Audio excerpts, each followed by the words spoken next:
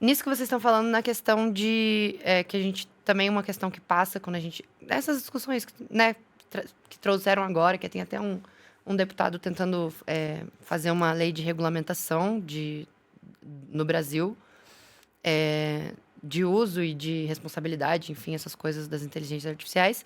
E como é difícil a gente falar disso no Brasil, uma vez que a gente não tem regulamentação das próprias mídias digitais, da próprio... A gente não tem um marco que regulamente o uso da internet, que regulamente a responsabilização das coisas na internet direito. A gente tem leis específicas para assédio virtual, a gente tem leis específicas para determinadas coisas, mas a gente não tem essa regulamentação.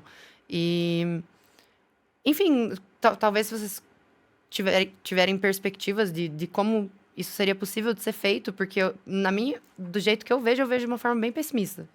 Tipo, eu vejo que é quase impossível, assim, no contexto que a gente tá, a gente regulamentar isso. Uma vez que a gente não tem mais as coisas básicas regulamentadas, que deveria vir antes disso, assim. Quando eu falo de alfabetismo, como o fator empoderador e da potencialidade dessas ferramentas estarem na mão das pessoas, não tem como não lembrar que... É porque eu acho que isso é realmente um fator importante. Pode parecer óbvio, mas é a ignorância que está no lugar, que está no caminho da gente chegar a uma inteligência consciente sobre as inteligências ao nosso redor, seja de máquina ou não. Mas o nosso legislativo não tem esse conhecimento. E não sabe do que está acontecendo aí. Então, eu acho que... Eu também sou extremamente pessimista, mas eu acho que o caminho é esse. É entender como as ferramentas funcionam, se apropriar delas, porque os problemas já estão aí. E vou repetir algo que eu já falei antes, que honestamente não tem nada de novo. Como a gente está falando aqui, tem várias questões que a gente está... a inteligência artificial traz esse problema, mas não, o problema... tava mais ali, embaixo, só tá fazendo a gente meio que olhar pro negócio. Mas, quando eu falo de alfabetismo, eu tô falando de alienação. E eu tô falando no fim, de uma alienação que está muito relacionada, muito ligada à alienação que o trabalhador tem do próprio produto do trabalho. E nisso eu diria que isso seria visto como... Até se Marx estivesse vivo hoje, estaria olhando para isso como um fator alienante que impede com que a gente use essa potencialidade, essa promessa do que a gente conseguir forjar inteligências e jeitos de pensar e aprendizados que façam a gente melhores humanos, conscientes das nossas limitações e das inteligências ao nosso redor. Eu acho muito bonito aqui na agência que... Nessas rodas que a gente está tendo mesmo, não é nem bonito, não é para romantizar, mas é porque como a gente sempre volta para o ponto da educação, assim. A gente sempre volta para o ponto de uma educação libertadora, uma educação que realmente liberte o indivíduo e não seja essa pragmática que a gente tem dentro do capitalismo de educação para trabalho, educação para ganhar dinheiro, educação para produzir. Enfim, eu acho que a gente sempre acaba voltando nesse ponto, assim, em todas as conversas que a gente tem. Só queria mostrar, assim. Eu acho que o Marcos tá muito certo nisso, sobre, né, o papel da literacia, né, em relação a isso.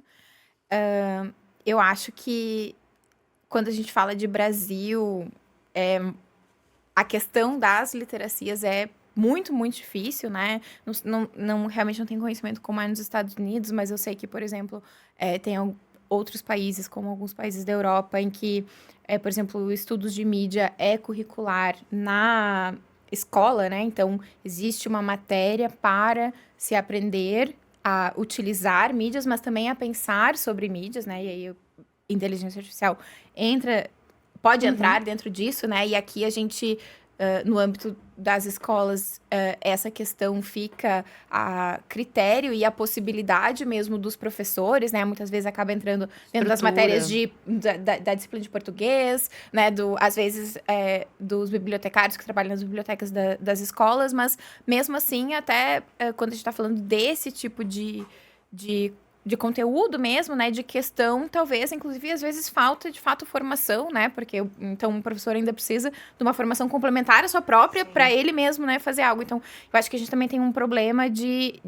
que isso não tá posto, né, curricularmente como algo que precisa. E aí eu acho que, concordo com o Marcos de que um pouco é necessário aprender, né, a mexer com, e a partir desse mexer com que se descobre muito sobre quais são as questões, como que funciona, o que dá para fazer, o que não dá, né, limites, etc. Mas eu acho que também, desse ponto de vista, assim, né, que você estava falando, que a educação deveria focar em formar cidadãos, né? A gente está formando pessoas, né? E o que pessoas precisam no mundo hoje, né? Ok, elas precisam ser formadas para o trabalho também, porque infelizmente todo mundo, né, tem que trabalhar e é isso. Ou a maioria de nós precisa trabalhar e é isso. Mas precisa poder navegar, precisa poder pensar criticamente, né? Precisa poder entender. Então, eu acho que tem muito dessa literacia de mídia que seria necessária, mas que, assim, eu, apesar de ser uma entusiasta vejo com pouca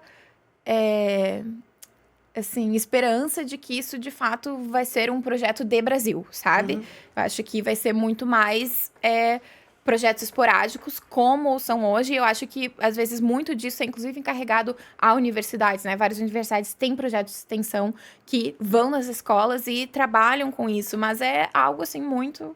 Às vezes, a gente faz o que dá, mas também é tapar um pouco só com a peneira, né? E do ponto de vista de legislação, assim... eu também...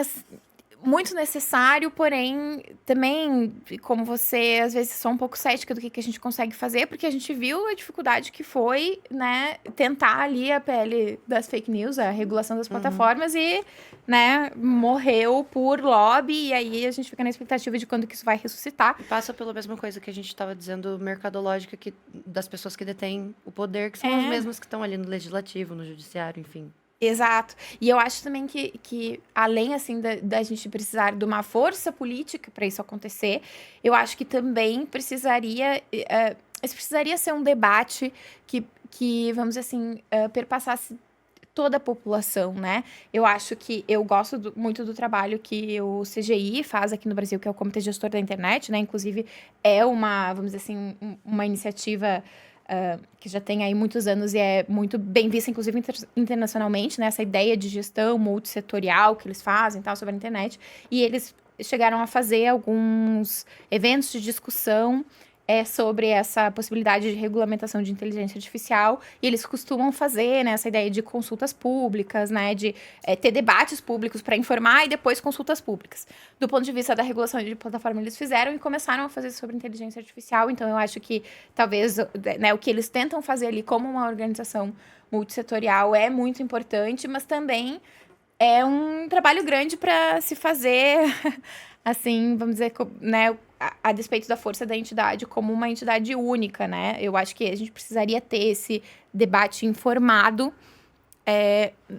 Assim, acho que dizer toda a sociedade brasileira seria difícil, muito difícil, mas, assim, muito mais permeado com as pessoas podendo, de fato, emitir opiniões sobre, né, embasadas, né, tendo base. Aí a gente passa por essa questão, né, de questões de educação e de letramento e de informação de novo. E eu acho que esse é um trabalho que não vai ser feito rapidamente, né? Porque também é um problema. Não adianta a gente querer informar as pessoas só na hora que a gente quer regulamentar alguma coisa, sendo que é algo que, né, que deveria ser muito mais amplo, assim. Então, eu acho que é super necessário que, como população, o Brasil possa definir, né, quais são as questões para este país que a inteligência artificial coloca, porque também não são necessariamente as mesmas questões que coloca outros países, né? A gente tem particularidades, mas eu acho que até às vezes esse mapeamento ele é difícil, né? Ele é difícil porque necessita que os sujeitos tenham o embasamento necessário para perceber que questões isso pode colocar, né? E, enfim, e aí o papel dos especialistas, muito importante também, mas não só de especialistas, né, se faz isso. Então, gostaria de ser mais esperançosa, não sou muito, mas acho necessário. Mas Queria- não tem literacia mesmo, né? É isso, Tipo, resumindo, voltando ao... né? Ô, gente, mas assim, a gente já está terminando aqui, né? Eu acho que eu vou tentar fazer um fechamento, né? Eu falo muito, enfim, não sei se é uma boa me chamar pra fazer, Eu porque também. eu falo demais, né? Mas todo mundo aqui Isso aqui é um fala lugar muito. para pessoas que falam demais. A gente deveria aumentar o tempo agora, você aumentar o percebeu? tempo. Minhas aulas duram 3 horas. Eu vou falando. Mas assim, das pessoas gostando de ouvir, isso é bom, né? O duro é quando né, aquela pessoa que fica 3 sim. horas, mas... Não, mas eu acho que talvez, né, terminar falando um pouco sobre essa dicotomia otimismo, pessimismo, né? Que meio que pairou aqui na nossa conversa, né? Eu até acho que o saldo é muito mais otimista da nossa conversa hoje aqui, né? Do que pessimista. Eu acho que essa coisa do letramento, eu sou bastante pessimista, porque na comunicação a gente discute letramento midiático, digital, desde, né, a década, sei lá, dos anos 50 até 60, 70, enfim, a gente ainda não conseguiu caminhar por um modelo de letramento que seja, né, fortalecido pelos governos, né, como uma política pública, né? A gente tem grandes iniciativas, mas não foi. Então, eu fico pensando se com a tecnologia, isso, né, com a inteligência artificial. Mas eu acho que o que me chama mais atenção, e aí na pesquisa dos dois, né, tanto da Luísa quanto do Marcos, é a capacidade que a gente demonstrou aqui na fala de vocês de usar a tecnologia para subverter a lógica, né, para... Não sei se esse é o tema, né? Mas para revolucionar algo que está posto, né? Então, eu acho que isso é muito legal, né? Seja quando você usa a imagem no banco de dados, né, para um tema específico, mas fazendo uso disso, né, positivamente para discutir questões políticas, né? No caso da Luísa também, quando ela pensa essa relação com o gênero, né? E como traz isso para a gente pensar uma série de coisas. Então, eu acho que isso seja na precarização do trabalho, na alienação, enfim, né? Eu acho que é um aspecto que nos une. E aí, por fim, eu fiquei pensando assim, né? A outra questão que me provocou muito é como uma conversa como essa, que é de inteligência artificial, nos provoca a pensar questões básicas, né? Que é o que a gente falou do nosso entendimento de ser social, né? De ser humano, assim, né? Eu tenho uma filha de 13 anos e ela tem toda uma relação com tecnologia que é um pouco, né, diferente da nossa, é uma outra geração. E eu fico me perguntando, né, como é que vai ser, né, na área de tecnologia, enfim, de busca de artigos, né? Essa coisa de como vai escrever artigos com o chat e tal. E a gente vai muito nesse modelo que a gente aprendeu para escrever artigo, né? Então, como é que eu faço enquanto pesquisador? Né? Acho que também tem um pouco a ver com o Marcos, que é um processo diferente. A gente faz como, né, Lu? A gente lê muitos artigos, a gente referencia uma rede de referências e escreve. Pô, assim, eu imagino que a minha filha, ou quem vier, né, os meus netos, eles vão usar o chat GPT para trazer uma rede de relações, eles vão usar aquilo ali, a partir dali eles vão criar os seus próprios textos, né? Então, eu acho que é um momento mesmo de repensar todas essas questões. Repensar o método, talvez, também, né? O que a gente falou tantas vezes, se repensar não só o método de literacia, mas os métodos no geral, e que também, enfim... E também acho pensar que o objetivo da coisa, assim, né? Eu estava contando para a hoje de manhã que eu vi uma discussão na internet, depois fui procurar, vou para o Rio, e daí eu vi que lá no Forte de Copacabana tem uma exposição sobre a vida da Frida Kahlo, que é uma narrativa de imagens que contam todo o percurso da história dela. E aí eu olhei lá, né, e vi que, como tem Van Gogh, né, toda aquela coisa de você mergulhar lá nas imagens, uma imersão, enfim, né, manipulada por imagens digitais. E aí toda a discussão na internet era que era um absurdo, né, não ter uma obra da Frida Kahlo lá, né? E aí, né, eu fiquei pensando, né, eu falei, mas espera aí, né? eu acho que o objetivo da coisa não estou nem questionando se isso é bom ou se é ruim, a imersão, né? Mas eu estou dizendo que as pessoas elas fazem um contraponto de julgamento que talvez não seja esse, né, o ideal, né? Eu acho que a questão não é se tem uma obra dela ou não, né? A questão talvez seja outra, né? Mas quando se tem a tecnologia, daí você já vem com essa coisa, vamos criticar, porque, né? Enfim, tudo digital para quê? Né? Acho que a gente fez um pouco contrário aqui, né? A gente usou uma perspectiva mais positiva, né, da coisa. Eu diria que o cinema é imersivo há mais de um século. E que pintura de caverna é imersiva. É imersivo. Interativo. Você precisa de uma chama para ver o negócio acontecer no tempo. Desculpa, isso veio de uma... Não, mas... De uma raiva da superficialidade do truque tecnológico, que às vezes encanta a gente e adiciona um fetiche, um valor de troca as coisas que não está muito relacionado ao uso. E acho que todos esses brilhos nos olhos estão impedindo a gente de ver as potencialidades das tecnologias ao nosso redor. E eu só queria fazer uma errata. Toda vez que eu falei alfabetismo, eu queria falar literacia. Viu? Porque a palavra que vem em inglês na minha cabeça é literacy. E eu não sabia do termo. Então, vocês vão usar uma inteligência artificial para substituir cada vez que eu falo alfabetismo no texto até agora. Eu sei que já foi, assim, a gente tinha pedido antes de vocês virem, né, indicações que vocês teriam para relacionar o tema. Eu acho que vocês já trouxeram várias referências de várias coisas, mas se vocês tiverem mais alguma coisa que vocês queiram indicar, pode ser literalmente qualquer coisa. Tipo, não vou nem citar exemplos, porque pode ser qualquer coisa. Só vou citar rapidamente o James Bridle, que é um autor que tem influenciado bastante o meu trabalho em relação ao pensamento da inteligência artificial. Tem um livro mais pessimista, que é A Nova Idade das Trevas, não sei se põe o nome certo. Ambos são publicados em português. Uhum. E tem um livro mais novo, que acho que é Maneiras de Ser, um nome em português, que é um pouco mais otimista, e no qual ele fala desse potencial da inteligência artificial para que a gente comece a se interessar ou entender outros tipos de inteligência. E aí tem um trabalho também que eu vi recentemente, uma performance, que a pesquisa da Luísa me fez pensar, que é uma performance que se chama Alexa Echoes, Alexa Ecoa.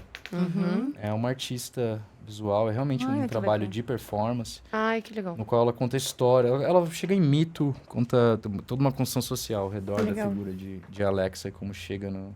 Tô sem internet, eu acho. Mas tá aí, eu passo um link pra vocês também. Vou Você. ver.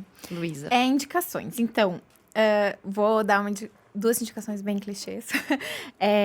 Eu gosto muito de 2 episódios de Black Mirror, que eu acho que ajuda a colocar, tipo assim, a pensar várias das questões que a gente mencionou aqui. Um acho que é chamado All My Story. Eu não sei os nomes em português. Deve ser Toda a Minha História? A gente procura. Deve ser. Toda a Minha História, que ali os personagens fazem um implante de chip, que daí eles gravam tudo 24 horas sim. por dia, e depois conseguem acessar e tal. Acho que coloca muitas coisas sobre inclusive o imaginário da tecnologia, né? Como essa coisa que ali é aquela imagem certa que a gente vai voltar e ter certeza que é muito melhor que a nossa memória, que nos trai, que às vezes a gente não sabe, né? Então, essa coisa do imaginário tecnológico como algo muito preciso, né? A tecnologia como precisa. E tem um outro episódio que eu também gosto muito, que eu acho que é I Will Be Right Back, que é aquele episódio que morre o marido da personagem principal, e aí ele retorna na forma robô ali, de tecnologia de inteligência artificial, que também é muito interessante para pensar um pouco sobre vida e morte, acho interessante, mas também sobre essa questão dos nossos dados, né, enfim, o que dá para fazer, o que não dá.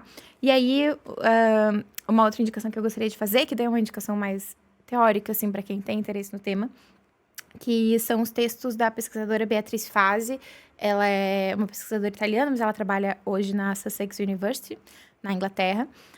E ela tem textos muito bons, e ela trabalha muito com essa questão da separação da inteligência artificial da inteligência humana, né? Ela vai trabalhar a ideia do paradigma simulativo na inteligência artificial e como que a gente poderia pensar uma inteligência da máquina não associada ao humano. Então, tem Legal. a ver com algumas coisas que a gente falou aqui. E ela tem um outro texto que a maioria delas tá em inglês, mas tem um que foi traduzido para o português, foi traduzido por mim e pelo meu companheiro, que foi publicado numa revista da URGS, chama O Fim da Teoria da Mídia, embora possa parecer que é sobre teoria da mídia, não é sobre justamente vamos dizer assim, os processos de automação dentro da pesquisa e o lugar da teoria hoje para compreender mesmo quando a gente tem grande conjunto de dados. E aí ela vai trabalhar ali uma ideia que eu acho muito legal, que é a ideia do conhecimento sem pensamento, que é um pouco relacionado a essa, vamos dizer assim, Legal. proliferação de dados que a gente tem e do que a gente pode fazer com esses dados. Então fica essas indicações.